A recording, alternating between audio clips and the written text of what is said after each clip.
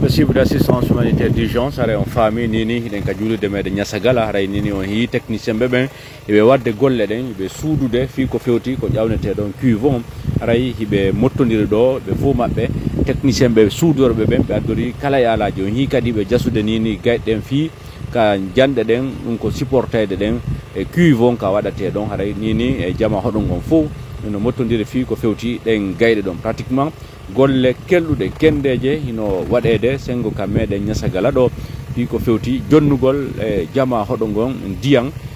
okkora kadi julirde den diang ray hi maître Alfoumar le soudeur et son équipe ray nini be golle den be wadde golle den donc hi nini be formi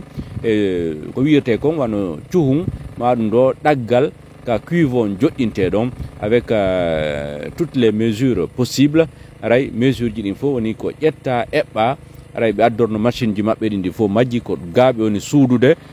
konko be woni wadde don si be suudi dum dom ensemble on va suivre certainement be waaway bantude be joddina cuivon kadi ko honno dum fo jawrata en suivay étape par étape fi ko fewti golle de wonde wadde den sengo nyasagala dum anintinay kaka commune rurale Gaya dum kaka préfecture Mali are non hino do hani golle den jokkiti hino wadde weltanto jarne fendo saydo partenaire be memben fi ko fewti ballal ngal be wadani en gal en anintinay hare ko sista Aissatou wonbe sengo America ha hewti e sonnabe go sengo France tantirabe mengo aray ko ben fo walliti on hiido be jasude be hewtintina gaawi din fi ko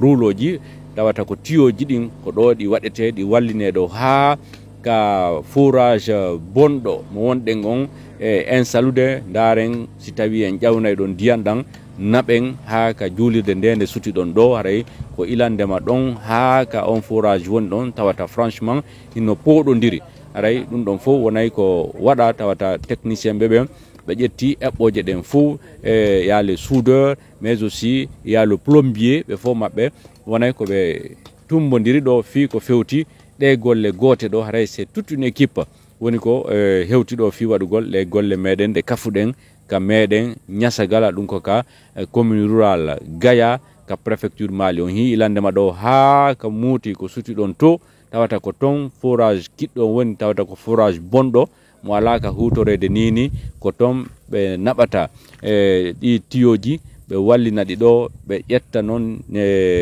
diang on ton o ton wawete yettede adde hewtine ka julirde meden dowga vous avez vu c'est tout un boulot ko golle fou woni ko wada do gilandama weeti aray dum do hino jokka jusqu'à présent en jokkay suivi murandum ha ndiyandan yalta ndiyanda yalti hollen partenaire be walliti be emben parce que haray ko huunde kendere woni ko be wadani jama nyasagalando parce que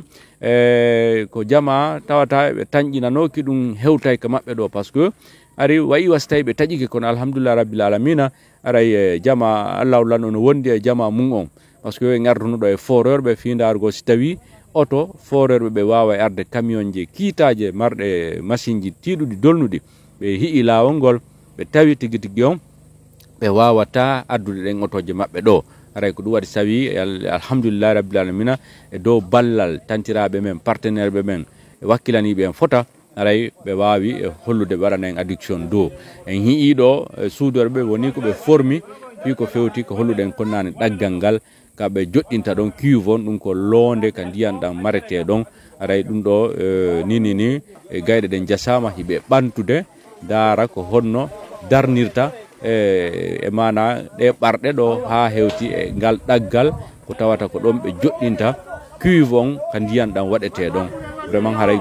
golle den wadde hoore no labira e hoore no yaawiri kadi parce que on hi soudeur jom be lanni soudude tout ce qu'il faut aray be wawi nini bantude fi ko fewti den jande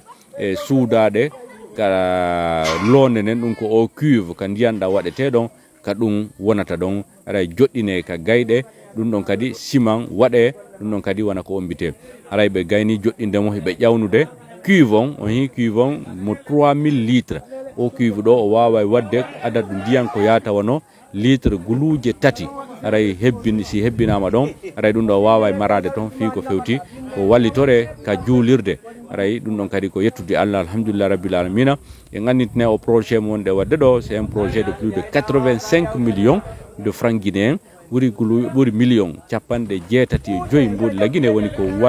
wallitora jama ngo hoɗo fi ko fewti au adduction d'eau. Donc pratiquement c'est un peu ça. Cuivon nous ƴawnede avec l'assistance, avec le soutien, avec l'apport de tout un chacun. Aray ɗum ɗon kadi wawe joɗinede ko étape par étape wonɗe yarde. Donc là c'est l'étape de l'installation de la cuve, hein, une cuve de 3000 litres. Donc si on ɗon joɗinama aray ndaare noon kadi ko honno tiyoji ɗin ɗi fof majji ɗi wallinirte e ɗi foseji jasaɗi ɗi suti ɗon ɗo naɓa ɗum ha ka forage bonɗo installation o waɗe ton ndiyan ɗan ƴawne adde ha ka juulirde dow gawano ka wonɗen ton. Donc pratiquement c'est un peu ça. Aray murandu no jokka cuivon woni ko joɗɗina, si cuivon joɗɗinama joni tout à l'heure aray ndaren ko honno muradɗi woni ta, parce que voici ɗo aussi les tuyaux. Oɗi tuyauji ɗo woni ko jokketen yahen ha hewten ka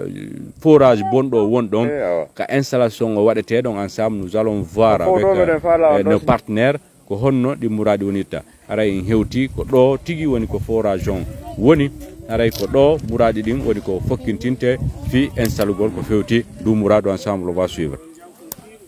Merci beaucoup. Haray on fami nini ɗen ka fayda ka ɓundu parce que ko ɗo wonɗen fixude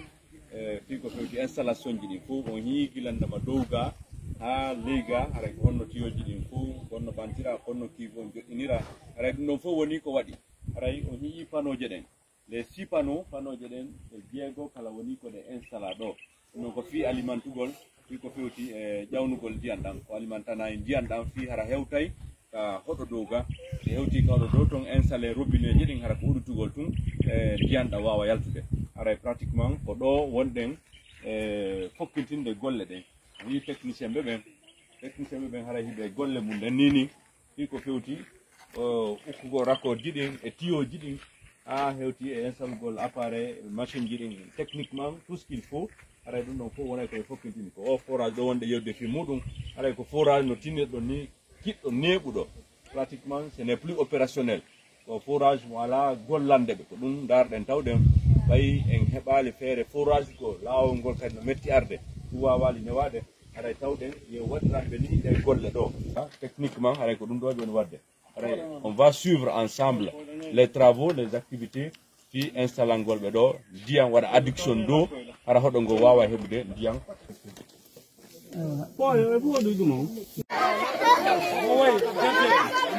Donc là vous l'avez compris, aray ko ndiyam ɗam woni ko yaltina, ndiyam ɗam woni ko ƴawna tengo ka forage lega.